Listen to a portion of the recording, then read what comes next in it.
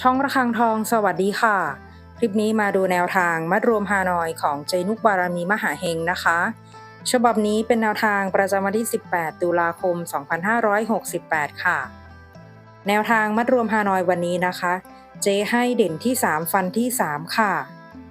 37 38 39 ตัวเน้น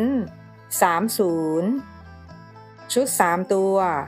329 ตัดเล่นตามชอบได้เลยนะคะ แนวทางโดยเจนุกบารมีมหาเฮงค่ะ แนวทางมีเข้ามีหลุดนะคะ